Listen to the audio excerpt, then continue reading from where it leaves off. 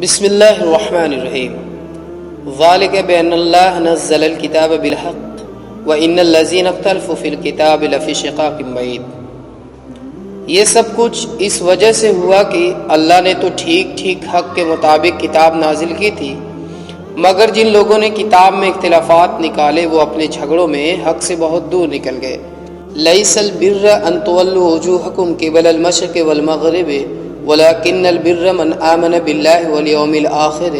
والملائكة والكتاب والنبيين وآتى المال على حبه ذوي القربى واليتامى والمساكين وابن السبيل والسائلين وفي الرقاب وأقام الصلاة وآتى الزكاة والموفون بعهدهم إذا عاهدوا والصابرين في البأساء والضراء وحين البأس أولئك الذين صدقوا وأولئك هم المتقون۔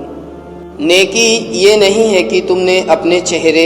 مشرق کی طرف کر لیے یا مغرب کی طرف، بلکہ نیکی یہ ہے کہ آدمی اللہ کو اور یوم آخر اور ملائکہ کو اور اللہ کی نازل کی ہوئی کتاب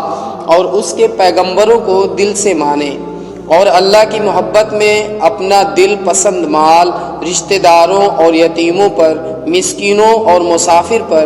مدد کے لیے ہاتھ پھیلانے والوں پر اور غلاموں کی رہائی پر خرچ کرے، نماز قائم کرے اور زکوٰۃ دے،